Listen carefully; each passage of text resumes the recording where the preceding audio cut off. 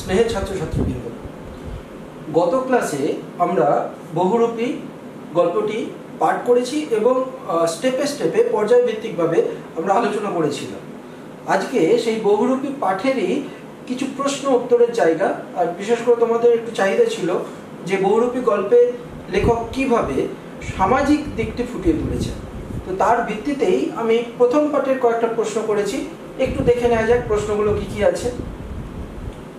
1 নম্বর প্রশ্ন ছিল, খুব উঁচু দরের সন্ন্যাসী, সন্ন্যাসীর বিবরণ সামগ্রিকভাবে নিজের ভাষায় লেখো।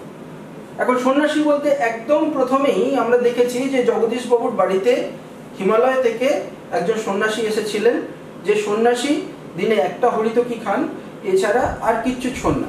তো তার মাধ্যমে যে অদ্ভুত একটা বিদ্রুপাত্মক এবং সমাজের যে ভণ্ডামির দিকটা অদ্ভুতভাবে ফুটিয়ে তুলেছিলেন লেখক। এখন আমাদের সমাজে এই ধর্মকেন্দ্রিক, ধর্মকে বিক্রি করে, বিশেষত যারা মূলত এই ধরনের ভণ্ডামির মধ্যে আশ্রয় করে নিজেদের ব্যক্তিগত স্বার্থকে সিদ্ধি করেন, অর্থাৎ ব্যক্তিগত স্বার্থ চরিতার্থ করেন, সেই ধরনের মানুষের চরিত্র কিন্তু এই জগদীশবাবুর বাড়িতে ওই সন্ন্যাসী, যিনি হিমালয় থেকে এসে কিছুদিনের জন্য জগদীশবাবুর বাড়িতে ছিলেন। তো সেই সন্ন্যাসীর বিবরণ, সন্ন্যাসীর বিবরণ বলতে তার সামগ্রিক জীবনযাত্রা যেটুকু আমরা গত ক্লাসে বলেছিলাম সেটুকুই শুধু লিখতে হবে, কয়েকটা লাইনের মাধ্যমে খুব সুন্দর করে গুছিয়ে, অর্থাৎ বাক্য একেবারে দৃপ্ত ভঙ্গিতে বাক্য অনুযায়ী তৈরি করতে হবে। কি হবে না, আবার একবার বলি, রিপিট করছি পুরো ব্যাপারটা। সেই সন্ন্যাসী যিনি জগদীশবাবুর বাড়িতে এসেছিলেন, থেকেছিলেন, তার প্রথমত আশ্রয় ছিল হিমালয়ের গুহা, যেখানে তিনি থাকতেন। সারা বছরে তিনি একটা হরিতকি খান, এছাড়া আর কিছু খান না। সন্ন্যাসীর বয়সও প্রায় 1000 বছরের বেশি বলে মনে করছেন। এখানেও কিন্তু লেখক সূক্ষ্ম ব্যঙ্গটি করেছেন। কোনো মানুষেরই জীবন কখনো 1000-এর ওপরে যেতে পারে না, কারণ মানুষের আয়ু সীমাবদ্ধ। তাহলে বোঝা যাচ্ছে যে এই উক্তির মাধ্যমে লেখকের যে সামাজিক দৃষ্টিভঙ্গি, সেই দৃষ্টিভঙ্গি কিছুটা কিছুটা করে প্রতিটা ক্ষেত্রেই এই গল্পে এইভাবে উল্লেখ করেছে। সন্ন্যাসী পরবর্তীকালে যখন এই সংবাদটা হরিদা পেলেন তার বন্ধুদের কাছ থেকে, তখন তিনি জিজ্ঞাসা করতে চেয়েছিলেন যে সন্ন্যাসী আদৌ আছে কিনা। তখন বন্ধুরা স্বাভাবিকভাবেই বলেছিল যে তিনি আর নেই, চলে গেছেন। তার সাথে সাথে সূক্ষ্মভাবে আরো একটু ব্যঙ্গের ছোঁয়া দিয়েছেন। কোন জায়গায় না, সন্ন্যাসী কাউকে কখনো পায়ের ধুলো দেন না। জগদীশবাবু খুব বুদ্ধিমত্তার সাহায্যে সেই পায়ের ধুলো নিয়েছিলেন। কিরকম না, তার পায়ে, অর্থাৎ সন্ন্যাসীর পায়ে সোনার বোল লাগানো খড়ম দেওয়ার সময় সেই পায়ের ধুলো, অর্থাৎ দুর্মূল্য পায়ের ধুলো তিনি গ্রহণ করেছিলেন। এখান থেকে একজন সন্ন্যাসী যিনি সর্বত্যাগী বলা হয়, সেই সর্বত্যাগী মানুষ কিন্তু সোনার উপর তার বাহ্যিক লোককে তার অগ্রাহ্য করতে পারেননি। জগদীশবাবু বিষয়ী মানুষ, জগদীশবাবু একটু কুসংস্কারগ্রস্ত মানুষ, বদ্ধ সমাজ জীবনের এইরকম চরিত্র আমরা আমাদের আশেপাশে এইরকম চরিত্র দেখে থাকি। তো সেই জগদীশবাবু যতই কৃপণ হোক না কেন, কিন্তু এই ধর্মকেন্দ্রিক একটু ভীরু। তাই যখনই কোনো এইরকম সন্ন্যাসীর কাছে আসেন, তার কাছে আসে, তখনই তিনি মাথাটা নুইয়ে ফেলেন। এই পর্যায় থেকে সমাজের আরো একটি সামাজিক দৃষ্টিভঙ্গি, অর্থাৎ ধর্মের প্রতি ভীরুতা, অর্থাৎ আমরা যে সবাই ধর্মভীরু মানুষ, সেই জায়গাটা তুলে ধরার চেষ্টা করেছে। এবার চলে যাই আমরা 2 নম্বর প্রশ্ন। এ তো বেশ মজার ব্যাপার। বক্তাকে তার কাছে কোন বিষয়টি মজার ছিল এবং কেন। প্রথম প্রশ্নের সাথেই এর উত্তর একটু বলে দিয়েছিলাম। বক্তা এখানে হরিদা তার বন্ধুদের বলেছিলেন তার কাছে কোন বিষয়টি মজার ছিল। সন্ন্যাসীর ওই যে সোনার বোল লাগানো খড়ম পরা, এইটা তার কাছে খুব মজার ছিল। কেন মজার ছিল না, তথাকথিতভাবে হরিদা খুব গরিব, খুবই গরিব। বারবার করে লেখক বলেছেন যে হরিদার জীবনযাত্রা সম্পর্কে যখন বিবরণ দিয়েছেন, তখন বলেছেন যে এমন এমন দিন গেছে যেখানে শুধু আঁচ চলেছে আর তাতে ভাতের হাঁড়িতে জল গরম হয়েছে, চাল ফোটেনি। এতটাই গরিব, তা সত্ত্বেও হরিদা কিন্তু তার নিজস্বতাকে ত্যাগ করেননি। এই মানসিকতার লোকের কাছে, অর্থাৎ হরিদার কাছে যখন সন্ন্যাসীর বিবরণ তার বন্ধুরা দিয়েছিলেন, তখন এই সন্ন্যাসীর সোনার বোলযুক্ত খড়ম পরাটা বেশ মজার বলে মনে হয়েছিল। আপেক্ষিকভাবে এর মধ্যে কি মজার জিনিস আছে তোমরা প্রশ্ন করতে পারো যে এটা কি মজার এমন হয়েছে, সন্ন্যাসী তো খড়মই পড়ে, কিন্তু ওই যে সোনার বোল লাগানো খড়ম, অর্থাৎ যে সর্বত্যাগী সন্ন্যাসী তারও কিন্তু সাংসারিক অভিজ্ঞতায় লোভ রয়েছে, অর্থাৎ সন্ন্যাসীর লোভ থাকা উচিত না, যেটা কিন্তু গল্পের একেবারে শেষ পর্যায়ে বিরাগীর ছদ্মবেশে হরিদা তার নিজস্ব অভিব্যক্তি দিয়ে বুঝিয়ে দিয়েছে।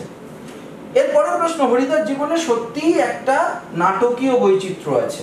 হরিদার জীবনে নাটকীয় বৈচিত্র্য বলতে কি বোঝানো হয়েছে?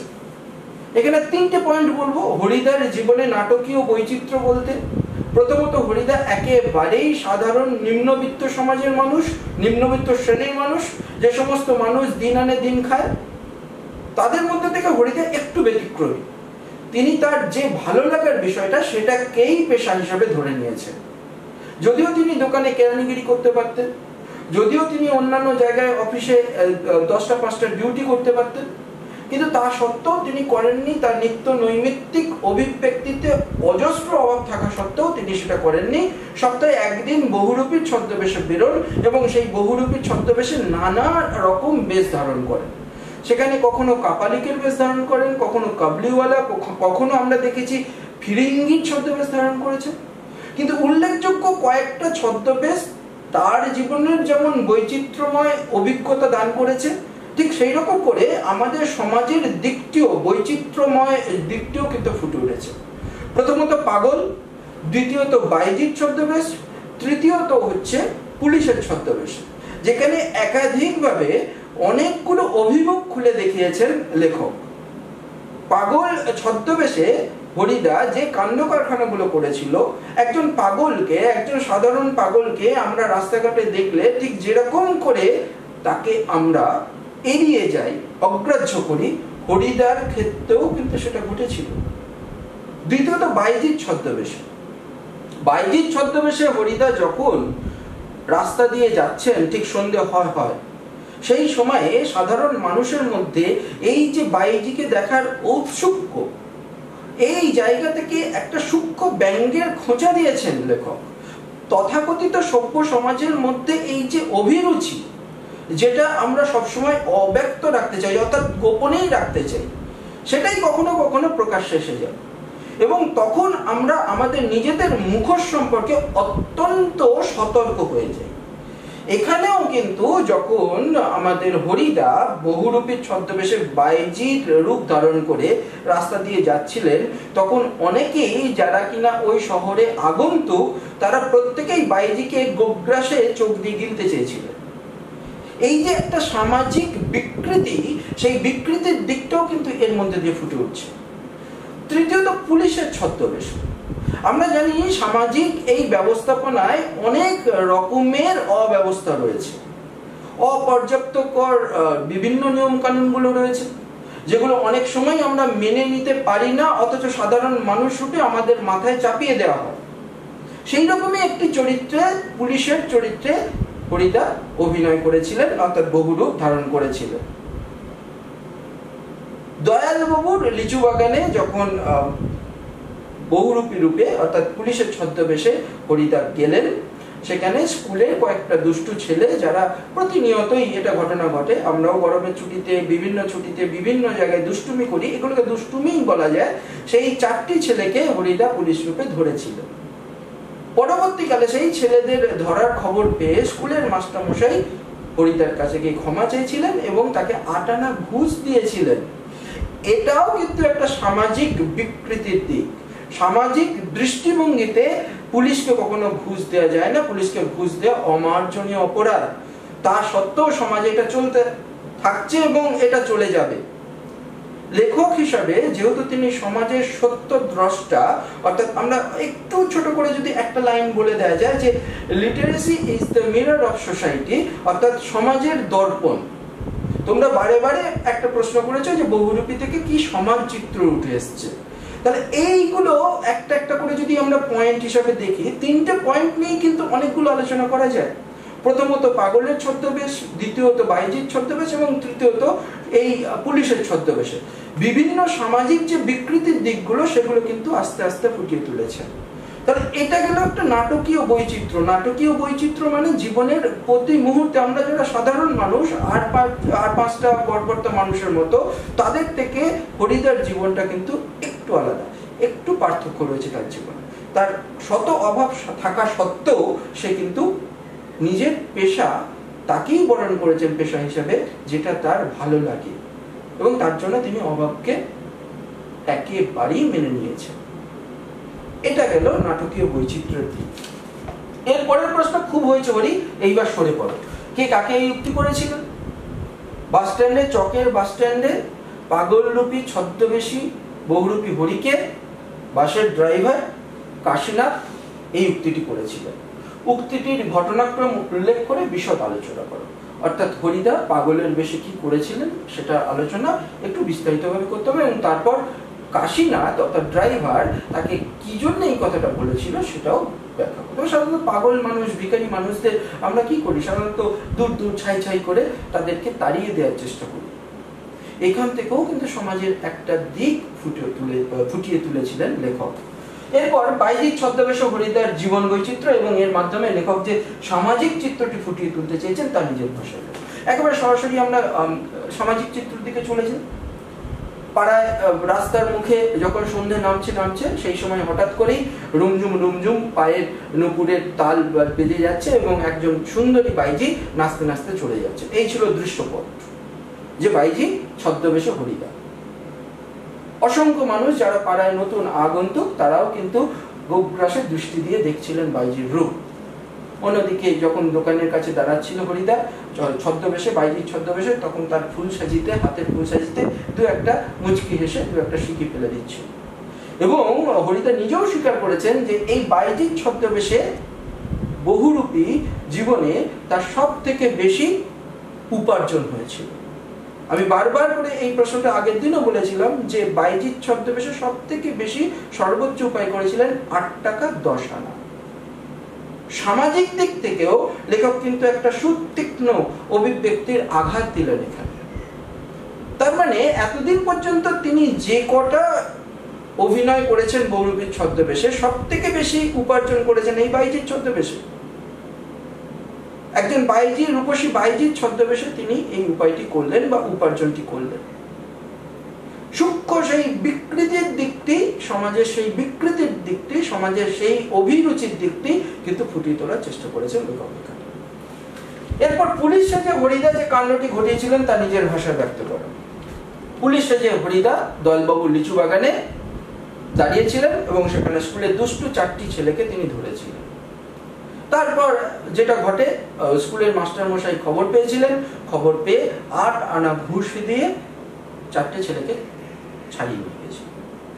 এটা ঘটনা, এবং তার সাথে সাথে যে সামাজিক দিকটি সেটা এখানে ফুটে উঠেছে। সেই সামাজিক দিকটি একটি বাক্যে যদি আমরা লিখতে পারি খুব ভালো হয়। অর্থাৎ নিজস্ব সিদ্ধান্ত এখান থেকে কি পাচ্ছি না, পুলিশ সমাজের রক্ষাকর্তা, সামাজিক নিয়ম কানুনের রক্ষাকর্তা, আইন শৃঙ্খলার রক্ষাকর্তা।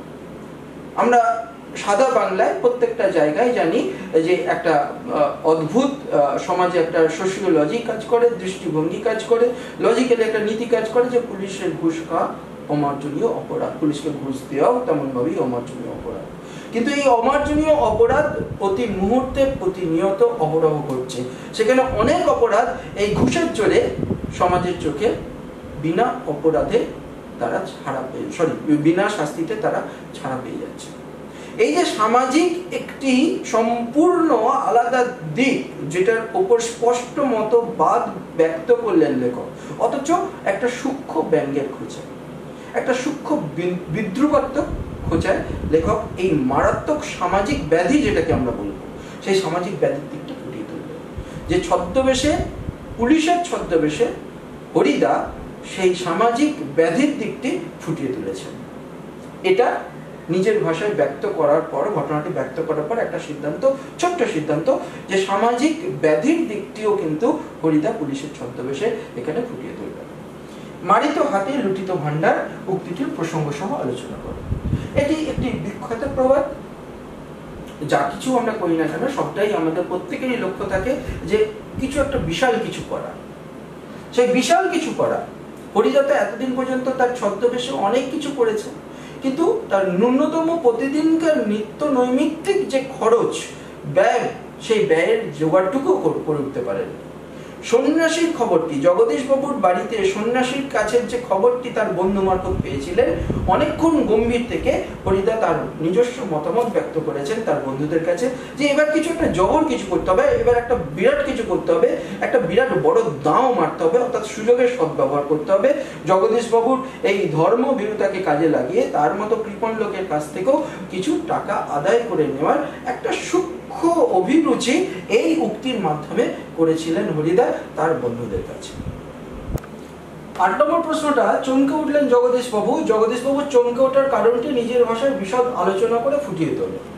এটা ২ নম্বর পাঠের অংশ, যেখানে আমরা একটু আগেই যেটা বলেছি যে হরিদা আজকে একটা জবর কিছু করে দেখাতে চাইছেন এবং তার জন্যেই জগদীশবাবুর বাড়িতে যাবেন এবং তার প্রামাণ্য দলিল হিসাবে তার বন্ধুদের তিনি আমন্ত্রণ জানিয়েছেন। তো সন্ধ্যাবেলা হয়েছে এবং সন্ধ্যাবেলার প্রাকৃতিক বর্ণনা দেওয়া আছে। একটা বড় সুন্দর স্নিগ্ধ চাঁদের আলোযুক্ত ফুরফুরে হাওয়ায় একটা অদ্ভুত পরিবেশ, স্নিগ্ধ শান্ত মনোরম পরিবেশ। সন্ধ্যের বাংলার সন্ধ্যের যে প্রকৃতি তার একটা অদ্ভুত সংক্ষিপ্ত অথচ খুব সুন্দর বিবরণ দিয়েছেন লেখক এখানে।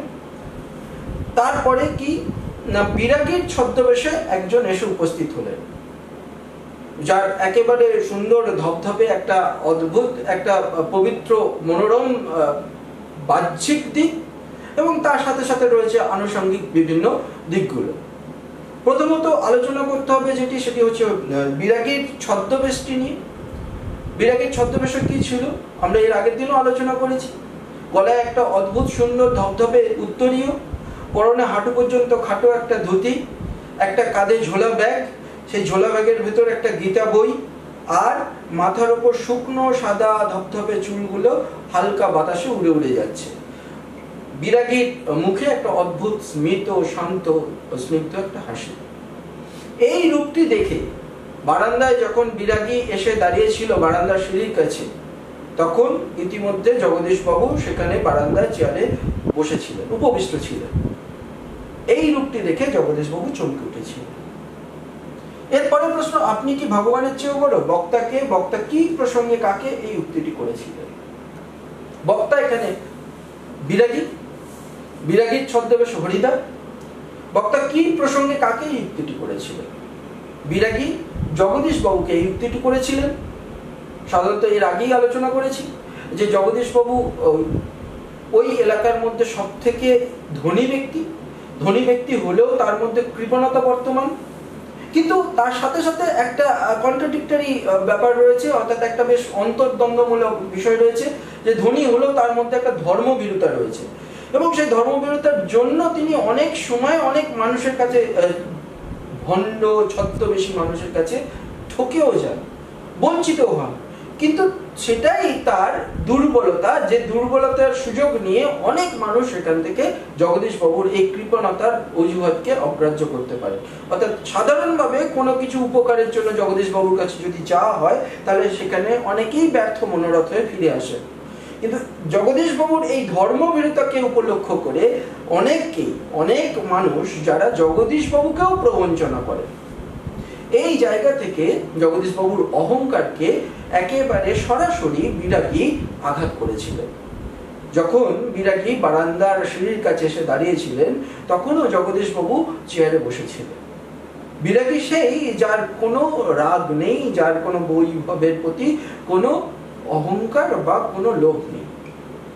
তো সেই রকম একজন বিরাগী মানুষের কাছে না গিয়ে জগদীশবাবু তাকে চেয়ারে বসেই আমন্ত্রণ জানিয়েছিলেন। এই অহংকার, এই যে অর্থের প্রতি মোহ, দম্ভ, সেই দম্ভকে ভাঙার জন্যেই বিরাগী এই কথাটি জগদীশবাবুকে বলেছিলেন। এর পরের প্রশ্নটি হচ্ছে, ধন জন যৌবন কিছুই নয় জগদীশবাবু। ঘটনাক্রম অনেক বেড়েছে, অনেক রকমের আলোচনা হয়েছে, বিরাগী অনেক রকমের উপদেশ দিয়েছেন, একটা একটা স্মিত বাক্যে একটা একটা করে কথা বলেছেন এবং প্রতিটা মুহূর্তে সেই কথা জগদীশবাবুর বুকে গিয়ে আঘাত করেছে, মর্মে আঘাত করেছে। জগদীশবাবুর যে চরিত্র, সেই চরিত্রকে ক্রমান্বয়ে বিরাগী চেষ্টা করে চলেছিলেন যে শুধরে দেওয়া। তাই সেটাই তো কাজ, সমাজের যারা প্রকৃত বন্ধু সেই উপযুক্ত কাজটাই করছিলেন বিরাগী। তো যখন জগদীশবাবু তার কাছ থেকে কিছু উপদেশ শুনতে চেয়েছিলেন, তখন বিরাগী এই উক্তিটি করেছিল, ধন জন যৌবন কিছুই নয় জগদীশবাবু।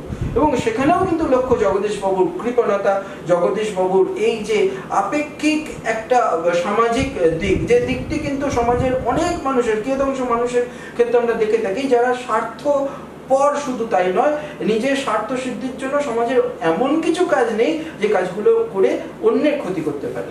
জগদীশবাবু সেই ধরনের মানুষ। সেই জগদীশবাবুর চারিত্রিক বৈশিষ্ট্যের অভিরুচিতে দৃঢ়ভাবে, দৃপ্তভাবে সরাসরি আঘাত করেছিলেন বিরাগী। এরপরের প্রশ্নটি, আমার বুকের ভিতরেই যে সব তীর্থ। বিরাগী চলে যাচ্ছে, প্রস্থান করছে জগদীশবাবুর বারান্দা থেকে, সামান্য একটু জল খেয়েছেন, আর কিচ্ছু ছোননি। সেই সময় জগদীশবাবু একেবারেই ভেঙে পড়েছেন। তার যে চারিত্রিক বৈশিষ্ট্য, সেই চারিত্রিক বৈশিষ্ট্যর একেবারে যে জায়গায়, মূল জায়গাটায় আঘাত করেছিলেন বিরাগী, মর্মে তখন আস্তে আস্তে নিজেকে দগ্ধ করছিলেন জগদীশবাবু। সেই দগ্ধতার হাত থেকে, অর্থাৎ অনুশোচনার হাত থেকে রেহাই পাওয়ার জন্য জগদীশবাবু বিরাগীর জন্য কিছু করতে চেয়েছিলেন। বিরাগীকে কিছু প্রণামী হিসাবে টাকা দিতে চেয়েছিলেন, যে অন্তত কিছু টাকা নিয়ে যান আপনার তীর্থ দর্শনের জন্য, তীর্থ ভ্রমণের জন্য। কিন্তু বিরাগী সেখানেও তৎক্ষণাৎ নাকচ করেছেন, এবং দৃপ্ততার সাথে নাকচ করেছেন। প্রকৃত বিরাগীর তো সেটাই কাজ। লক্ষ্য হিসাবে যেটা বলেছেন, যে আমার বুকের ভিতরেই যে সব তীর্থ, খুব গুরুত্বপূর্ণ একটা কথা, যে আমার বুকের ভেতরেই যে সব তীর্থ। আমরা যে সমস্ত মন্দির, মসজিদ, গির্জা কিংবা গুরুদুয়ারাতে গিয়ে আমরা আমাদের ধর্মকে বাহ্যিক দিক থেকে পালন করে থাকি, ধর্ম কি আদৌ সেটা? লেখক এখানেও কিন্তু প্রশ্ন তুলেছেন, ধর্ম কি? মানব ধর্ম, প্রকৃত ধর্ম যা হচ্ছে মানুষের পাশে এসে দাঁড়ানো। আমরা সবাই সবার পাশে এসে দাঁড়াবো, কারণ আমরা সবাই সমাজবদ্ধ জীব। বিরাগীও সমাজবদ্ধ, যতই তিনি বৈরাগ্য দেখান না কেন, তিনি সমাজবদ্ধ জীব। এই সমাজের বাইরে থেকে অনেক কিছু করা যায়, কিন্তু সমাজের মধ্যে থেকে সমাজকে পাল্টানোটা অনেক অনেক বড় দুষ্কর কাজ।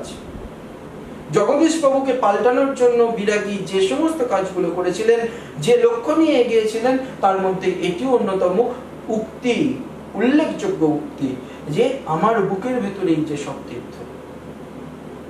আমরা প্রত্যেকেই বিভিন্ন জায়গায় তীর্থ দর্শন করতে যাই, কিন্তু আদপে সত্যিই যদি আমরা মনের দিক থেকে জিজ্ঞাসা করি নিজেকে, অর্থাৎ মনে প্রশ্ন তুলি, যে সত্যিই কি এই তীর্থ দর্শনে আদৌ কোনো পুণ্য আমরা করতে পারি?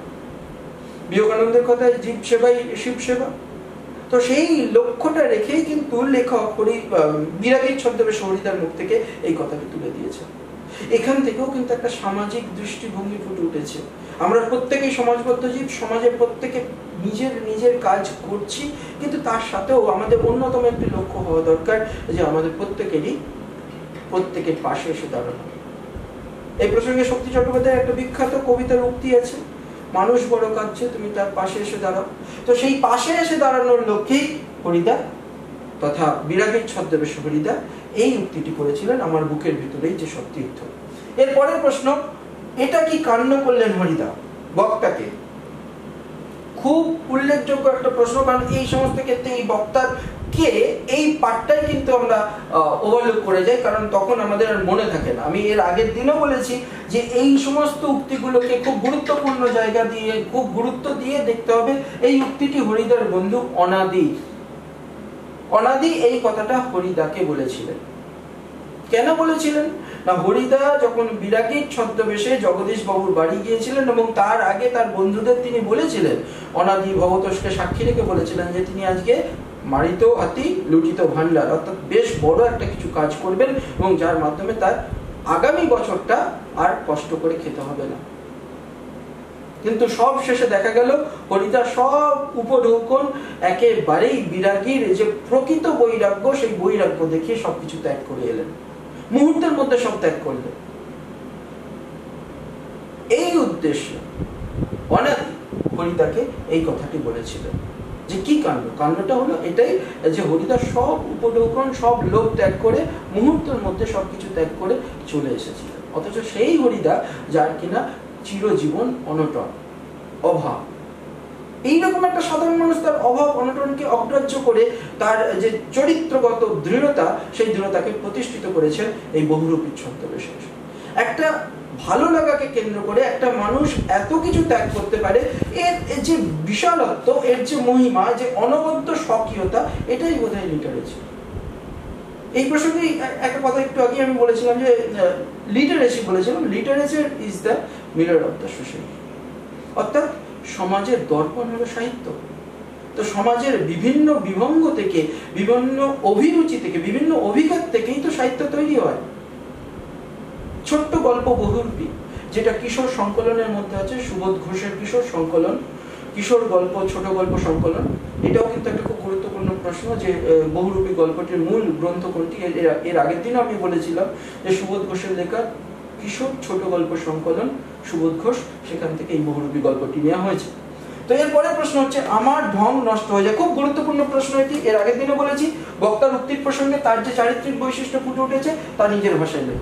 এখান থেকে হরিদার চরিত্রটি ফুটিয়ে তুলতে হবে আমাদের। একেবারে প্রথম থেকে যদি আমরা দেখি, প্রথমেই উক্তিতে থাকবে আমার যে ঢং নষ্ট হয়ে যায়। এই ঢং বলতে বিরাগীর ছদ্মবেশের কথা বলেছেন হরিদা।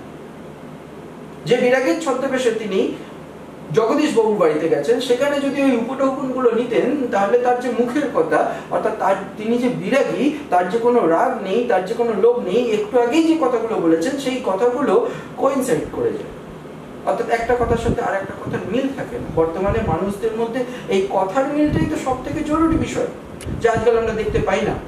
কিন্তু অভাব অনটনের মধ্যে থেকেও সামান্য একজন সাধারণ মানুষ, একেবারে নিচু তলার মানুষ, যে প্রতি মুহূর্তে একটা ছোট্ট কুড়ে ঘরে থেকে প্রতি মুহূর্তে জীবনের সাথে লড়াই করছেন, নিজের ভালো লাগাকে পেশা হিসেবে নিয়েছেন, সবকিছু ত্যাগ করে, সেই মানুষটাই কিন্তু আমাদের দেখিয়ে দিয়ে গেলেন যে নিজের ভালো লাগার জন্য কি করা যেতে পারে, কতটা করা যেতে পারে, কতটা অভিজ্ঞতাপূর্ণ জীবন, লড়াইয়ের জীবন। তা সত্ত্বেও হরিদা কিন্তু তার বন্ধুদের কাছে একেবারে সহজ ভঙ্গিমায়, স্বকীয় ভঙ্গিমায় স্বীকারোক্তি দিচ্ছেন যে কি না, বিরাগীর ছদ্মবেশে, যে বিরাগীর ছদ্মবেশে তিনি সবাইকে অবাক করেছেন।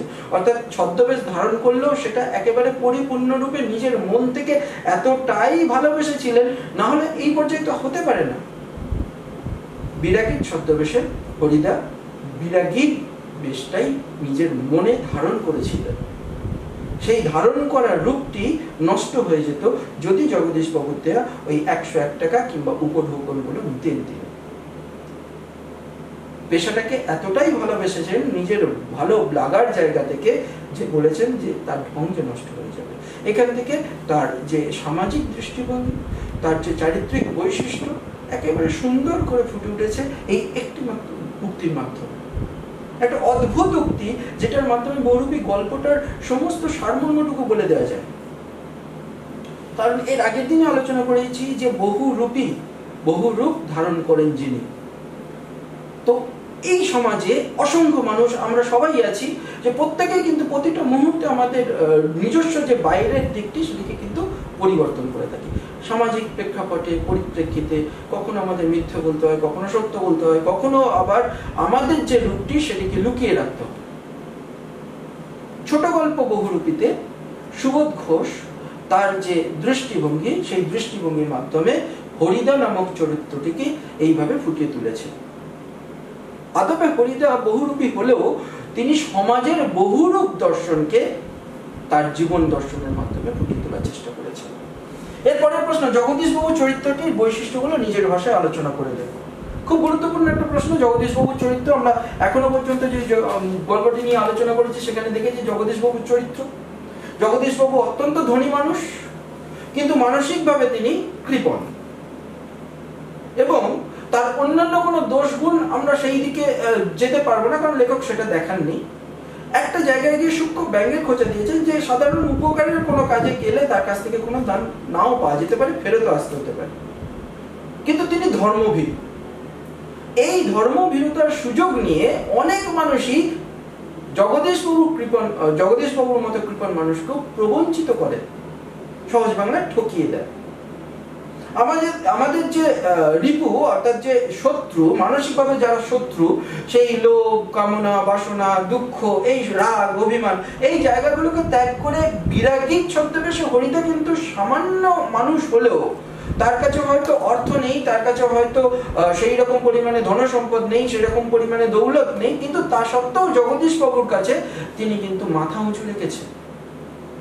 আর জগদীশ বাবু নামক চরিত্রটি তার কাছে একেবারে ক্ষুদ্র একটি চরিত্রে পরিণত হয়েছে। হরিদার সাপেক্ষে জগদীশ বাবু চরিত্র, এইভাবে আমরা আলোচনা করবো। টু দ্য পয়েন্ট, 3-4 পয়েন্ট দিয়ে আমরা জগদীশ বাবু চরিত্রটি ফুটিয়ে দেব। এর পরের প্রশ্ন, বহুরূপী গল্পের নামকরণ যথার্থ কিনা তা আলোচনা। এর আগের দিন পড়াতেই বলেছি যে বহুরূপী গল্পটার মধ্যে দিয়ে সামাজিক বহুরূপতা, সেই সামাজিক বহুরূপতাকে ফুটিয়ে তোলার চেষ্টা করেছেন। সেখানে কয়েকটা পয়েন্ট আমরা আলোচনা করতেই পারি। প্রথম পয়েন্টটা হরিদার জীবনযাত্রা, একেবারে সাধারণ ঘরের সাধারণভাবে জীবনযাত্রা, সাধারণ বললেও তার থেকেও কম হয়, যে একেবারে নিম্নবিত্ত, যার দিন আনা দিন খাওয়ার অবস্থাটুকুও নেই। এবং সেই অভিব্যক্তি অর্থাৎ হরিদার চরিত্রগত যে বৈশিষ্ট্য, সেখানে তিনি চেষ্টা করেও কিন্তু তার যে সামাজিক দিকগুলো, তার যে দৈনন্দিন জীবনযাত্রা, সেটাকে তিনি মেটাতে পারতেন, কিন্তু তিনি তা করেন। তার মানে এই নয় যে তিনি আলস্য ভরা জীবন কাটিয়েছেন। তার একটা নিজস্ব ভালো লাগা আছে, সাধারণ মানুষ হলো তার একটা নিজস্ব দৃষ্টিভঙ্গি আছে, সমাজের প্রতি তার একটা দায়বদ্ধতা আছে। সেই দায়বদ্ধতা থেকে তার ভালো লাগার বিষয়টিকেই তিনি পেশা হিসাবে নিয়েছেন। বহুরূপী হয়েছেন। কোথায় বহুরূপী হয়েছেন? সমাজের মধ্যে বহুরূপী হয়েছেন। সমাজের বহুরূপতাকে তুলে ধরার জন্য নিজে বহুরূপ ধারণ করেছেন। ঠিক যেরকম করে আমাদের একটা পুরাণের গল্পে আছে যে মহাদেব শিব, যিনি সমাজের পৃথিবীর বিষময় পরিবেশকে মুক্ত করতে নিজের কণ্ঠে বিষ ধারণ করেছিলেন, তাই জন্য তার অপর নাম নীলকণ্ঠ। এখানে হরিদাও সেই নীলকণ্ঠরূপী বহুরূপী, যিনি সমাজের বিভিন্ন দিকগুলো, বিকৃত দিকগুলো, অভিজ্ঞতাগুলোকে, নিজের অভিরূপগুলোকে, অভিরুচিগুলোকে, দৃষ্টিভঙ্গিগুলোকে সম্পূর্ণভাবে প্রকাশ করেছেন। একদিকে সামাজিক দিক, অন্যদিকে তার নিজস্বতা। এই স্বকীয় ভঙ্গিমাতে অদ্ভুতভাবে বহুরূপী গল্পে বহুরূপীর চরিত্র যেমন ফুটে উঠেছে, সামাজিক বহুরূপতাও তার মধ্যে ফুটে উঠেছে। তাই এক কথায় সিদ্ধান্ত হতে পারে যে বহুরূপী গল্পের নামকরণ যথার্থ। এর পরের প্রশ্নটি তোমাদের সবার প্রশ্ন ছিল যে বহুরূপী গল্পে যে সামাজিক দিকগুলো ফুটে উঠেছে তা বিশদ আলোচনা করো। সামাজিক দিক বলতে একটা গল্প তো সামাজিক বিষয়কে নিয়েই কেন্দ্র করে গড়ে ওঠে। সামাজিকতা কি? সমাজ কেন্দ্রীভূত যে বিষয়গুলো, সেগুলোকে নিয়েই আমরা সবাই সামাজিক। আর মানুষ সমাজবদ্ধ জীব। মানুষের মধ্যে সেই সমাজকে রক্ষা করার জন্য যে দায়বদ্ধতা, সেই দায়বদ্ধতাকে ফুটিয়ে তোলার জন্যই হরিদা চরিত্র। হরিদার মাধ্যমে এই সমাজের যে দায়বদ্ধতা, তাকে স্বীকার করে নিয়ে সমাজের যে বিভিন্ন অভিরুচি, অভিঘাত, সেই অভিঘাতগুলোকে আস্তে আস্তে দূর করে নিয়ে যাওয়া। বিরাগীর ছদ্মবেশে জগদীশ বাবুর যে ভণ্ডামি, জগদীশ বাবুর যে ভণ্ড চিন্তাধারা, ভ্রান্ত চিন্তাধারা, এমনকি তার বন্ধুদের মধ্যেও যে চিন্তাধারাগুলো ছিল, একেবারেই খুব সহজ করে বহুরূপীর ছদ্মবেশে হরিদা সেগুলোকে ফুটিয়ে তুলেছে। প্রথমত পাগলের ছদ্মবেশ, সেখানেও দেখি যে সমাজের এক শ্রেণীর মানুষ, আমরা সাধারণত রাস্তাঘাটে পাগল গেলে সেখানে কি করি? আমরা ঘৃণা ভরে তাকে ত্যাগ করার চেষ্টা করি। বাস স্ট্যান্ডে ঠিক সেই ঘটনাই ঘটেছিল। কিন্তু পাগলও তো মানুষ। তার পাগলামির মাধ্যমে সমাজের একটা দিককে তিনি ফুটিয়ে তুলেছিলেন। এক শ্রেণীর মানুষ যারা ভীত, সন্ত্রস্ত হওয়ার পরেও পাগলের হাত থেকে বাঁচার জন্য তার দিকে একটা পয়সা ছুড়ে দিচ্ছে। তাহলে প্রত্যেক মানুষের মধ্যে বাঁচার ইচ্ছা আছে, লড়াই করে বাঁচার ইচ্ছা আছে। কেউ পয়সার জন্য বাঁচার চেষ্টা করে, কেউ লড়াই করে বাঁচার চেষ্টা করে। একটা ছোট্ট কথা, স্ট্রাগল ফর এক্সিস্টেন্স, অর্থাৎ অস্তিত্বের লড়াই। সেই অস্তিত্বের লড়াইয়ে বহুরূপী হরিদা কিন্তু জিতে গেছেন। তার যে সামাজিক দিকগুলো, প্রথমত পাগলের ছদ্মবেশ, দ্বিতীয়ত খুব উল্লেখযোগ্য বাইজির ছদ্মবেশ, তৃতীয়ত পুলিশ রূপী ছদ্মবেশ, এবং চতুর্থত এবং সর্বোপরি যেটি সব থেকে উল্লেখযোগ্য এবং মোক্ষম বেশ, সেটি হচ্ছে বিরাগীর ছদ্মবেশ, যেখানে সমাজের এইরকম জগদীশ বাবুর মতো চরিত্রগুলোর ভ্রান্ত ধারণাকে একেবারে টান মেরে খুলে দিয়েছেন হরিদা। এইভাবেই সামাজিক দিকগুলো, বিশেষত তার ছদ্মবেশ ধারণ করা রূপ থেকে 4টে পয়েন্ট, সেই 4টে পয়েন্ট থেকে যে যে সামাজিক দিকগুলো ফুটে উঠছে সেগুলোর ব্যাখ্যা করতে হবে।